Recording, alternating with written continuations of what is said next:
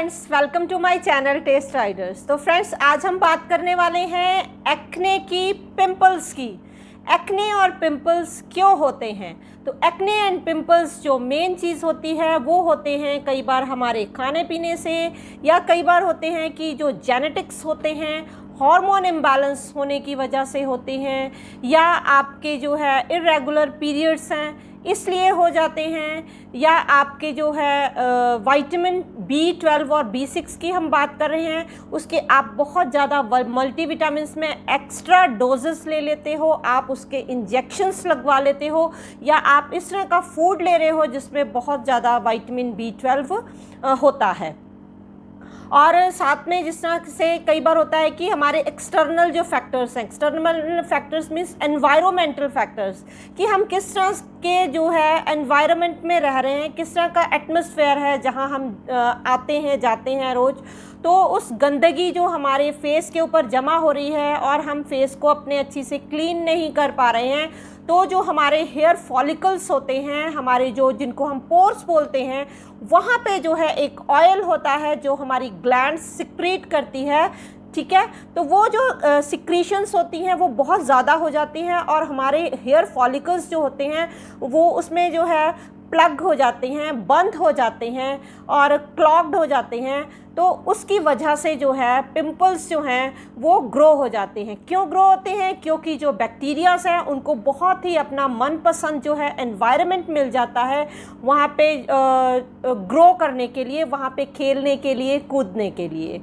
और कुछ another factors हैं, जिस तरह से आपको स्ट्रेस है, स्ट्रेस की वजह से हो सकता है, PCOD की प्रॉब्लम है उसकी वजह से हो सकता है, और कई बार होता है कि हम अपनी जो है, जिस तरह मैं पहले बता ही चुकी हूँ कि क्लीनिंग और जो है फेस की अच्छी से नहीं करते हैं। तो सबसे पहले हमने क्या करना होता है, अपनी फेस को क्लीन रखने के लिए हफ्ते में एक बार तो स्टीम ज़रूर लीजिए, और स्टीम लेने से जो आपके पोर्स हैं वो खुल जाएंगे, और पोर्स जब खुलेंगे तो सारी गंदगी जो है अंदर जो पोर्स ब्लॉक हो गए हैं, या बहुत ज़्यादा मेकअप करने से, या कोई भी कॉज हो सकता है, तो वो जो पोर्स हैं वो ओपन हो जाएंगे। उसके बाद आप अपने जो ब्लैक हेड्स हैं, ब्लैक हेड रिमूवर जो है एक इंस्ट्रूमेंट होता है वो मिल जाता है, उससे आप अपने ब्लैक हेड्स को रिमूव कर सकते हैं, ताकि जो पोर्स हैं वो पाथवे है जो वो ओपन हो जाए, और जो अंदर जो ऑयल हो रहा है सिक्रीट वो बाहर आ जाए।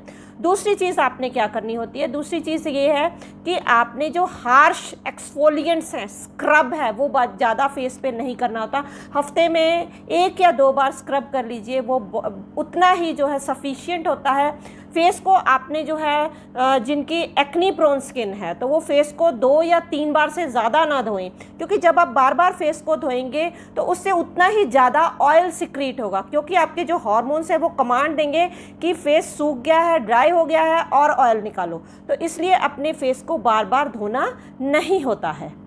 अब जो नेक्स्ट टॉपिक है मेरा, जिसके ऊपर मेन हम बात करने वाले हैं कि क्या विटामिन B12 ज़्यादा लेने से एक्ने होते हैं। हाँ, ये 2015 की स्टडी में और 5050 की स्टडी में ये पाया गया है कि जब विटामिन B12 आपकी बॉडी में एक्सेस हो जाता है, या आपकी डाइट की वजह से हो गया, आप बहुत ज़्यादा विटामिन B12 जिसमें रिच होता है ऐसा फूड खा रहे हो, तो उससे भी होता है, या आपने विटामिन B12 के जब इंजेक्शंस अगर आप लगवाते हो तो उसकी हाई डोजेस जो होती है वो आप जब लेते हो तो वो लिवर में स्टोर हो जाता है। एक तो आपकी एक्नी प्रोन स्किन है, तो विटामिन B12 के जो एक्स्ट्रा हाई डोजेस लेने की वजह से भी जो है स्किन में एक्ने जो है होने लग जाती हैं। क्योंकि ये स्टडी हुई थी 10 लोगों के ऊपर, जब ये स्टडी की गई तो उसमें से ज़्यादा नहीं 9 लोगों को ये प्रॉब्लम नहीं हुई, बट एक इंसान था, 10 में से एक इंसान निकल के आया जिसको कि आफ्टर 2 वीक्स 10 या 14 दिनों के बाद फेस पूरा है जो वो एक्ने से भर गया, पिंपल्स से भर गया। ठीक है, वो क्यों होता है? क्योंकि एक पी जो है एक्ने एक जो माइक्रोब होता है, स्किन माइक्रोब होता है, वो हमारे हेयर फॉलिकल्स में होता है। जब उसको विटामिन B12 की जो ज़्यादा मिलती है, खाने को जब ज़्यादा मिलता है तो वो स्टिमुलेट हो जाता है, वो एक कंपाउंड रिलीज़ करता है जिसको पॉर्फिरिन्स कहते हैं। तो जो पॉर्फिरिन्स होता है वो एक्ने को, पिंपल्स को, उसकी इन्फ्लामेशन का एक कारण बनता है। वो अगर जितना पॉर्फिरिन रिलीज़ होगा तो उतने ही ज़्यादा आपके पिंपल्स होंगे। तो जो विटामिन B12 और B6 रिच फूड है तो वो कौन से हैं पहले वो जान लेते हैं। तो वो होते हैं विटामिन B6 और B12 जो होते हैं वो जो नॉन वेजिटेरियन हैं उनको बहुत कम मिलता है। बट अगर वो फोर्टिफाइड फूड एंड सीरियल्स ले रहे हैं, फोर्टिफाइड जो है एक्स्ट्रा सिंथेटिक जिसमें विटामिन B12 डाला गया होता है, ऐसी फोर्टिफाइड जो है फूड ले रहे हैं विटामिन B12 का, तो उनको भी ये प्रॉब्लम हो सकती है अगर वो एक्सेस में ले रहे हैं। क्यों? क्योंकि जो हमारी डेली रिक्वायरमेंट्स हैं वो डेली रिक्वायरमेंट्ट्स जो हमारी होती है एडल्ट्स की होती है, दैट इज़ 14 से अबव जो एज के होते हैं, 14 ईयर्स से ऊपर वाले, उनको 2.4 माइक्रोग्राम्स जो होती है डेली रिक्वायरमेंट होती है। और जो 14 साल से कम के बच्चे हैं उनको 1.8 mcg की रिक्वायरमेंट होती है। जो प्रेग्नेंट वुमेंस हैं उनको mcg की रिक्वायरमेंट होती है। और जो लैक्टेटिंग मदर्स हैं या बच्चे को दूध पिला रही हैं उनकी जो है 2.8 से ऊपर की रिक्वायरमेंट होती है। ठीक है, तो अगर आप जो है इससे ज़्यादा लेते हो तो वो कहीं ना कहीं आपके लिवर में स्टोर होता जा रहा है। तो वो जो है पॉर्फिरिन्स को रिलीज़ करता है।